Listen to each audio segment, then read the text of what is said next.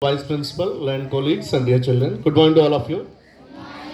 And let me wish 155th birth anniversary of Father of our nation, Mahatma Gandhi, Mohandas Karamchand Gandhi, the greatest pacifist. Whatever the names we used to call, all are these attributions to our the greatest leader, Mohandas Karamchand Gandhi. He was also a normal, ordinary person when he was born and death. These two are belongs to himself, and the rest of the life is dedicated to the country. The greatest personality ever world has seen. The world's 20th greatest centuries, two people are there. One is scientific way, Albert Einstein, and in humanitarian ground, Mahatma Gandhi. No other person occupied such a great place in human history. Born in 1869 in a family of well-educated and a businessman's family, on the same day, he gradually improved himself.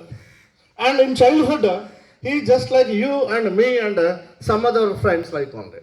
Very thin and very shy, not to be asked anything to anybody else, not that much of active.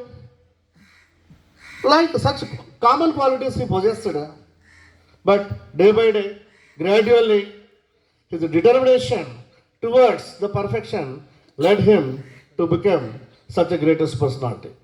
He was also did many mistakes in his book, My Experiment with the Truth. In that autobiography, he mentioned whatever the mistakes he was committed, many things we should say, like how we used to do little bit of pilferages, and even he smoked and taken small things from the other people, even against of their parents. He was taken. He crossed some other limits also. But whatever it might be, he was having a lot of impacts from the greatest people like David Thoreau, Leo Tolstoy, and Ruskin. Ruskin's unto the last changed him a lot towards the pacifist or non-violence. Non-violence is the most powerful and successful weapon who he believed entire his life. So after education, he was appointed as an advocate by the Baroda king and went towards to look up the business in South Africa. And there he looked after all the business of these Baroda kings. And there he was discriminated by the white people. Wherever he go, he faced many problems with great difficulties. Even though he was having first class ticket, train ticket in his hand, he was not all permitted by the authorities, first class or second class. He was exiled toward the third class. And there he observed how the people were suffering. He could not get a room, he could not get a place where he wanted to be. Many difficulties he was faced. At that time, the British Empire never sets his sun. Somewhere it is sun setting, in another way it is rising.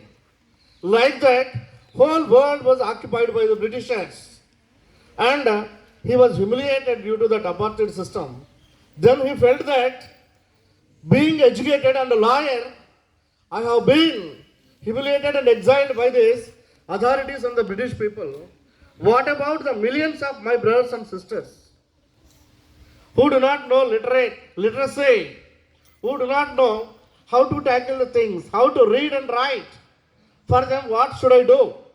I have to do something.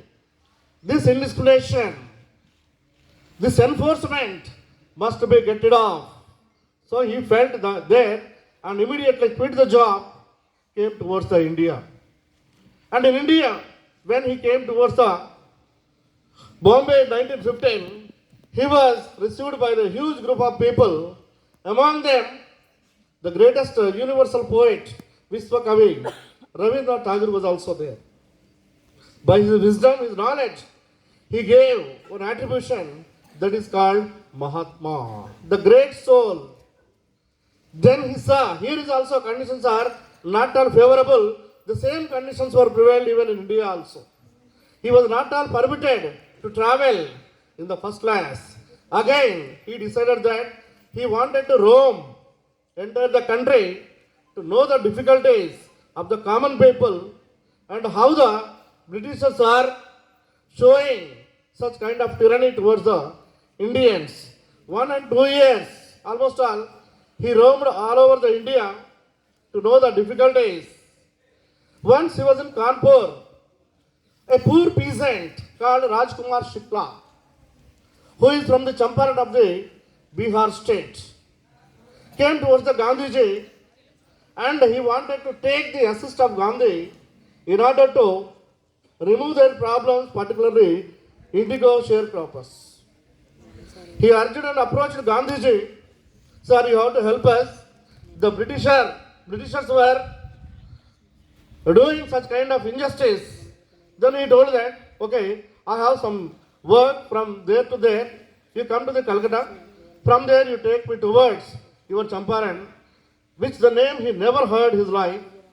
And that fellow, that person was waited for the time and taken towards Champaran. On the way en route to the Patna, they got down and they went towards